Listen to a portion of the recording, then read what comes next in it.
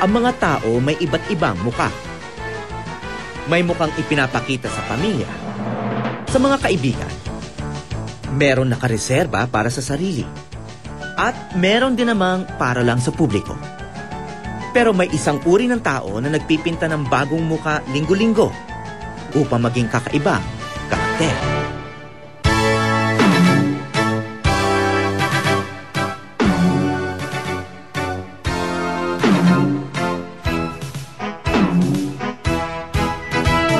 Iba rin ang ugali ko pag nakaganito ako. Dito ko nilalabas yung pagiging bata ko. I'm a kid again.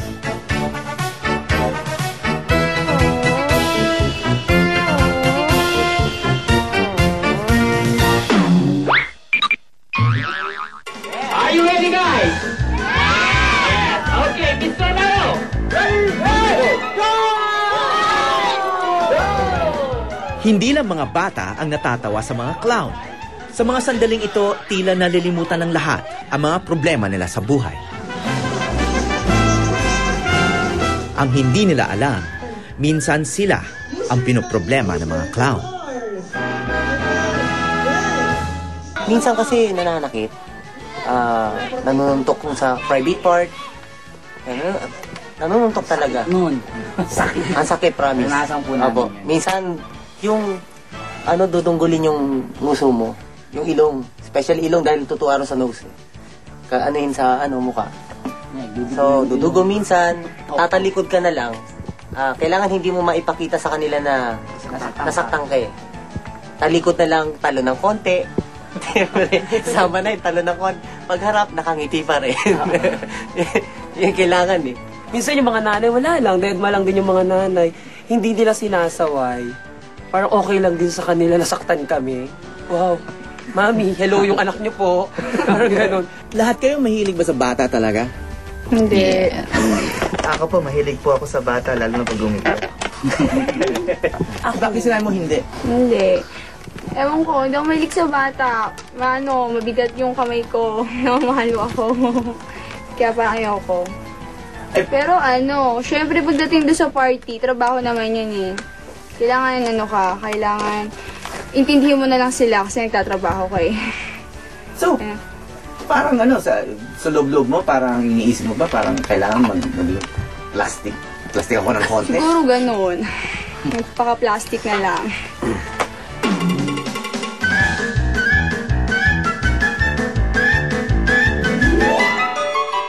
Anong hindi naunawaan ng lipunan tungkol sa pagiging clown? Siguro yun nga, yung akala nila clown lang kami. Pero deep inside, tao rin kami na nasasaktan nila. Na napapasaya rin nila. Sa tawa lang nila, masaya na kami.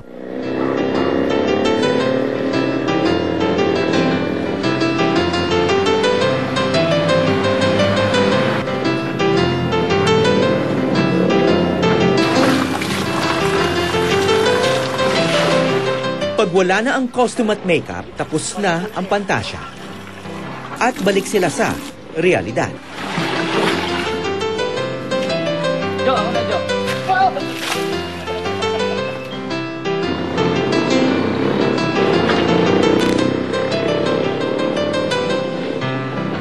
Ang tunay na mundo ng grupo ng mga clown na sinundan namin ay isang maliit na apartment sa Quezon City kung saan sila bagong lipat. Walang tubig dito. Wala ring kuryente. Di ba ang hirap-hirap? Yung aircon namin, di namin nagagamit ng dahil siya. Yung CPU namin. May camera. Hindi ako makapag-shot. Shower. Shock, di ba? Kasi talaga mahirap pag walang kuryente. Di ba wala lang nga tayong tubig.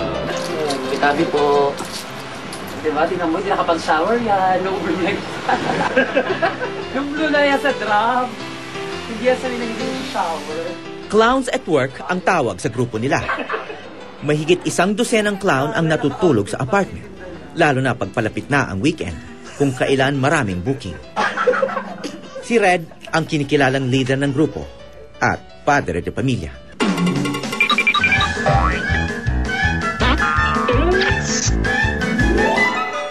May May mga kanya-kanyang bahay din po kami. Actually, nirent namin to for clowns lang talaga. Tatanggapan ng booking, dito mag-i-stay yung mga clowns kasi po, kung Saturday sila ng umaga, pupunta, may mga malilate, dahil nga po yung ibang mga location namin, medyo may kalayuan or province pa po. So kailangan talaga din ito mag-stay. Hindi clown ang masayahing batang ito. Anak siya ni Yani, isang single parent. Pag may bago akong tricks, magic, pakikita ko sa kanya. Pag yung mga good, yung mga lambingan effect namin, pakita kami magic, naglalaro kami ng lobo. Hindi lang kami basta-bastang nagpapasaya or pinagtatawanan. Katulad rin nila kami na kaya namin ginagawa to para makabuhay rin sa pamilya namin. Manang ang tawag nilang lahat kay Shane Riodica. Dito na sa apartment tumira ang mag-iina dahil ayaw daw sa kanya ng pamilya ng kanyang asawa. Iniisip ko kasi kung paano ako mapapalapit sa kanila. Pero alam ko naman ayaw sa akin. Kaya inaano ko na lang ho. Ginagawa ko, sumasama ho ako sa kanila. Dahil nga sila lang naman ho nakakapagpasaya sa akin eh. Dahil tinuring nila talaga ako. Part ng nila, pamilya po nila. Sila lang ho ang tumanggap sa akin. Sa hirap at ginhawa, nasasandalan ni Manang ang mga kapwa niyang clown. Para sa kanila, ang lugar na ito'y hindi lang tirahan. Isa na rin itong sanctuary.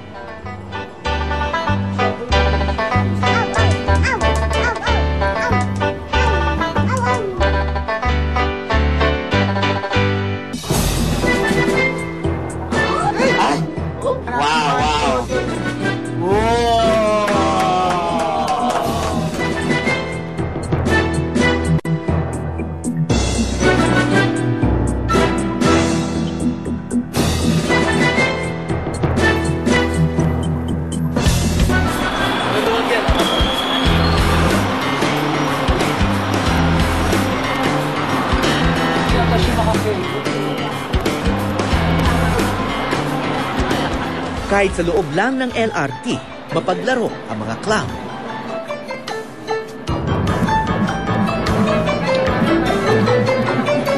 Kumakain ng saging. Kumakain ng saging. Thank you very much. Thank you. Salamat po. Reka tayo, reka.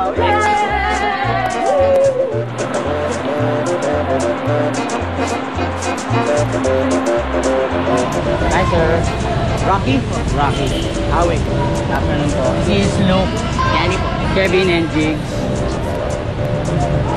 Mga clown kayong lahat? Yes. Hindi naman kayo mukhang clown ah. Okay. At naka-disguise kayo. May trick ako sa inyo. Coin. Do you have coin, sir? Piso na lang kasi sayang 5 piso eh. Ganun.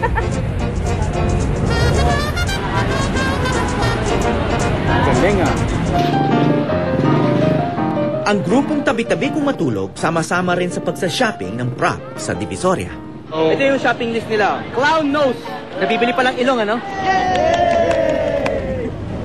Gloves! Yay!